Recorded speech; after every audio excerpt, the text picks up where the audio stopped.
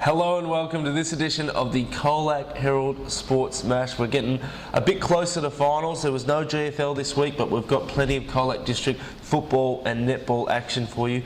Bit of feeling in the football games this week, Ben. How did they turn out? Plenty of passion getting around, that's for sure. Obviously, as you mentioned, finals race is starting to heat up, so everyone wants to get those wins. Forest gave themselves a handy 6-point lead on the top of the CDFL football ladder after a 10-15-75 to 10-7-67 win against second place South Colac, who dropped to third. This game was at Forest Recreation Reserve.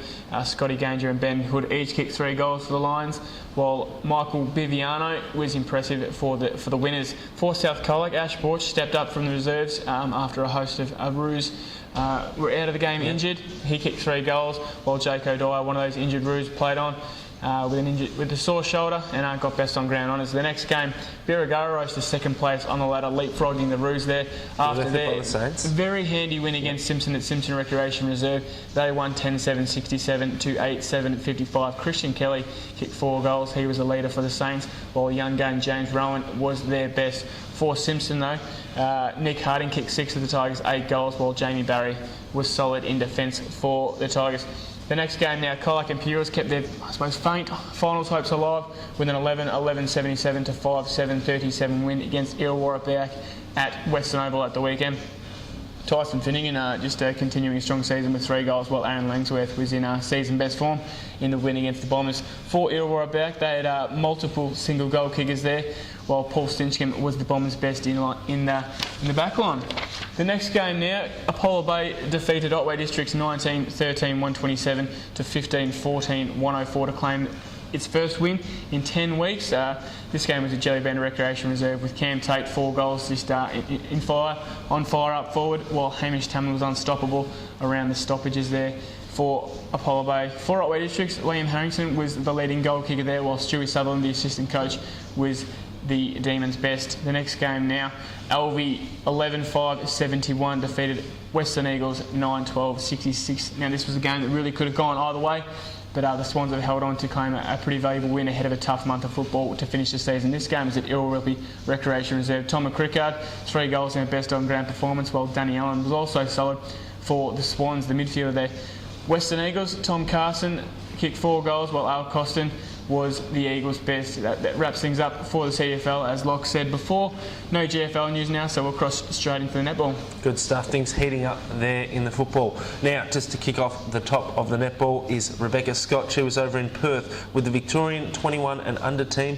The Vics finished 3rd in the end. They beat Western Australia in the bronze medal playoff. Now, Scott featured in 5 of Victoria's 6 games. She scored 127 goals and really put her case forward as one of the top goalers in the state. Unfortunately, she missed out on the Australian 21 and under squad, which was named at the end of that tournament. Now let's get stuck into the COLAC District Netball news now. And the first game that we have for you is COLAC Imperials versus Illawarra Beak. This was a first versus fourth showdown, and it ended up in a thrilling draw. We love describing draws as thrilling because they usually are. 36 apiece this was at the end of the game. Candy Robbins scored 24 goals in the absence of Rebecca Scott, who we just spoke about. Casey Johnson had 28 goals. She overcame a calf injury to play.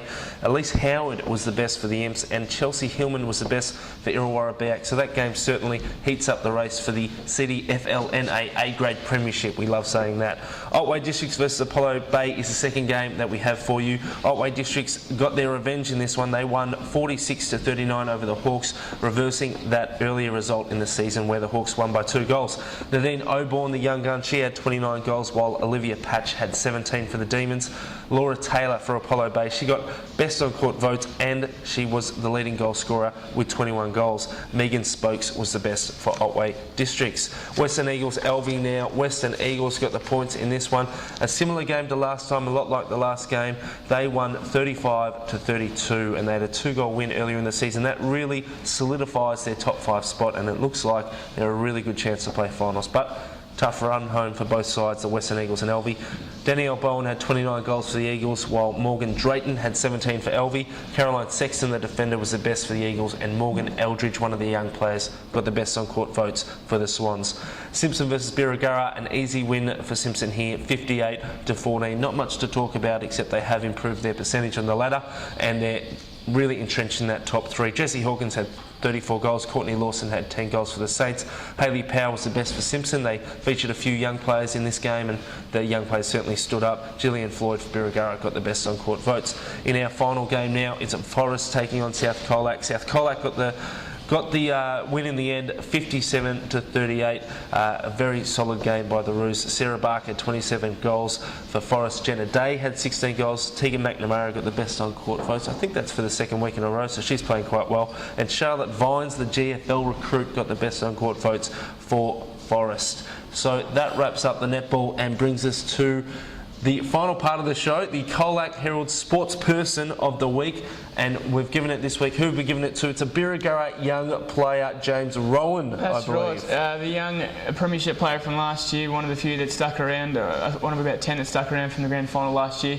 Played a pivotal role in the Saints win against Simpson at the weekend. I mean, a few people have written off Birregurra. Obviously, they were sort of just around the fourth or fifth mark, but obviously sitting second on the ladder with a couple of weeks to go. They've obviously done very well, and James Rowan has played a big part in that. So all the best to Birregurra for the rest of the season. Well done to James Rowan, and well done to the Saints. That wraps us up this week. Make sure you tune in next week. We're heading up towards finals, so COLAC Herald's coverage of sports is going to ramp up. So make sure you buy your Monday, Wednesday, Friday editions. From me, Lachlan, and from Ben, that's it. So yeah.